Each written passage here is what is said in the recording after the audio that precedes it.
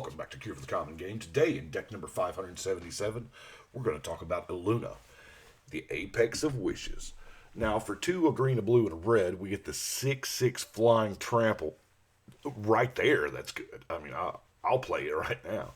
But whenever this creature mutates, exile cards from the top of your library until you hit a non-land permanent.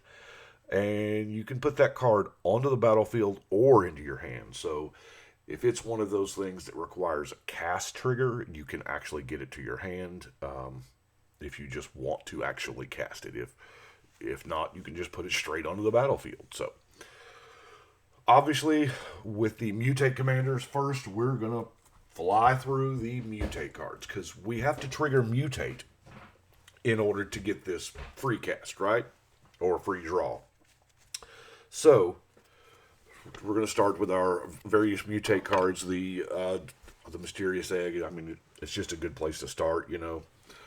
Sawtusk Demolisher, Archipelagor, Lord Dracus, Trumpeting Nard. This is, to be honest with you, this is all of the Mutate cards I had in those colors, which if we want to keep mutating, we've got to keep doing it. You know, Sea Dasher Octopus, Parcel Beast, Porky Parrot, Gem Razor,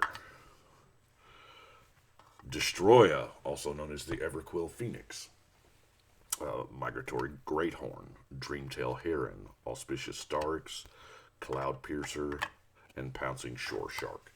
Now, the thing with Mutate is the problem is that we set ourselves up for, you know, X for 1, 2 for 1, 3 for 1. You know, we've got 3 cards mutated onto one creature, and somebody goes to Doomblade it. Well, this is why I have things like Rescue. Not only to get around the severe card disadvantage here, but also because there's going to come a point in time where we want more cast triggers or more mutate triggers, and we don't have any more mutate cards, or we're not drawing them or whatever. So all of the bounce spells, you know, Wipe Away, Boomerang, Unsummon, all of that we can just reload our hand.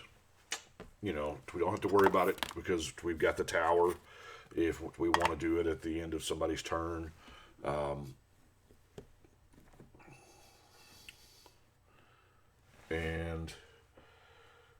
But then we've got cards that we want to, so that we would like to mutate on. Obviously, Cold-Eyed Selkie is an amazing card. You boost the power, and hey, so you would mutate on top of this, not up underneath it. Same thing with like Silent Arbiter, because what I've noticed is that you tend to be build a beast. Pretty much what I'm saying, right? You're attacking with one creature anyway, and of course the Cephalid Constable, because why not, right? Now, what are we getting? So we want to get big things, right? We want to get like, and yes, the Eldrazi Titans are perfect. I have one Eldrazi kind of just chilling, representing his tribe. It's the common. I don't have any more, you know, of the high dollar copies, but Eldrazi would be good. But I was thinking stuff like Stormy here, Stormtide Leviathan. This is I don't just think that Stormtide Leviathan is an aggro piece. I think this is a board control piece. Yeah. I mean, it's 8/8 they're not blocking, but it also shuts down a whole lot of attackers. Living Hive. This is a card that, I mean, the reason why we don't play it is because it's an 8-mana 6/6 trample, you know, and we've got such better rates now, especially in green. But if we're getting it for free, and that's a lot of insect tokens, you know, hey. Of course, I'm playing with the Titanoth Rex, because who doesn't want free 11/11s? Tromokratis, You know, if they have one tap creature, it's unblockable. It's pretty sweet. And then my mind started to wander into dinos. You know, the Thundering Spineback, Burning Sun, Diverted Sun's Avatar, and that's kind of where I stopped. But Terra Stomper is pretty decent 8/8. But Yavimai's Embrace, another card that is, it's okay. The reason why we don't play it is because it's 8 mana. You know, it's a mind control that gives it +2/+2 and trample. But if you can play it for free, hey, speaking of mind control, and then in Bolus's Clutches, because there's nothing cooler than just, I mean, that's the ultimate removal, right? I mean, I'm plus a creature, you're minus a creature, so a little bit of card draw in Tormenting Voice, Cathartic Reunion, Return of the Wild Speaker, and while it's not technically card draw, that Magus of the Future kind of is. And it also lets us know, one card deep anyway, if we want that mutate trigger. If we see that sweet, 8 or 9 drop on top of the deck, you're like, okay, I could use that right now. I'll mutate, get that for free because I know what's coming.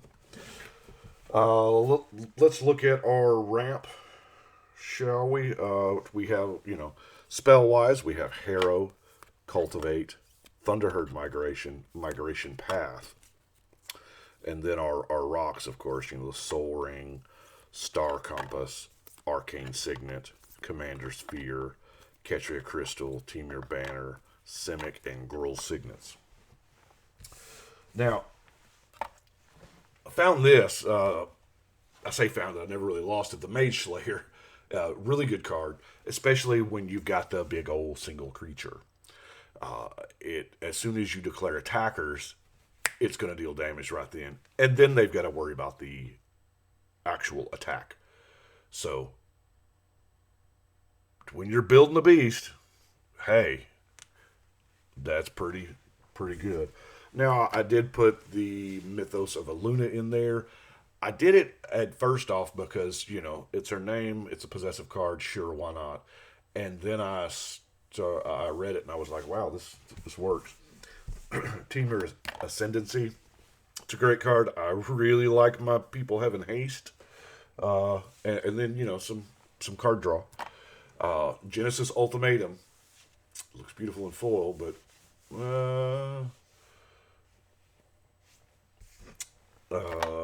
Nissa, Steward of the Elements.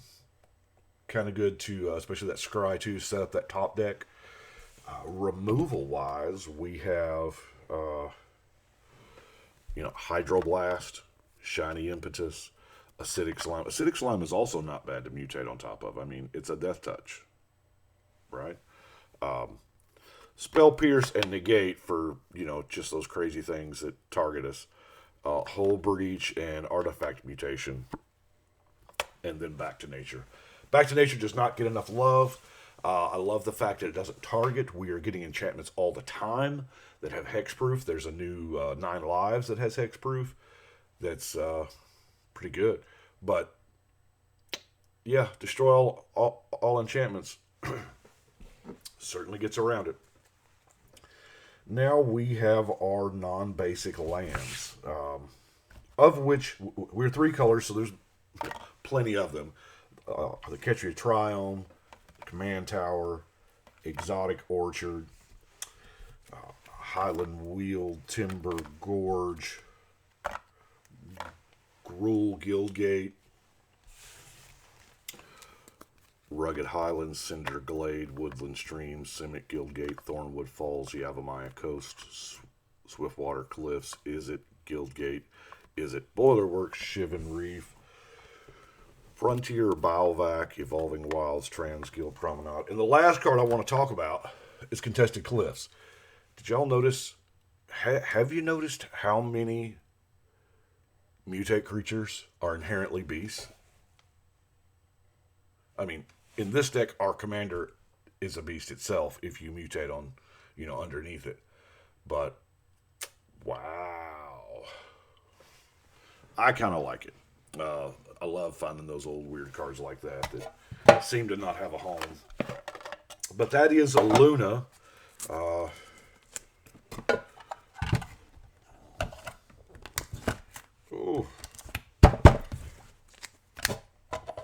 So we're going to go put Illuna on the wall. 577 is done. We're close to a row. So, hey, I appreciate y'all watching. Y'all let me know what you think.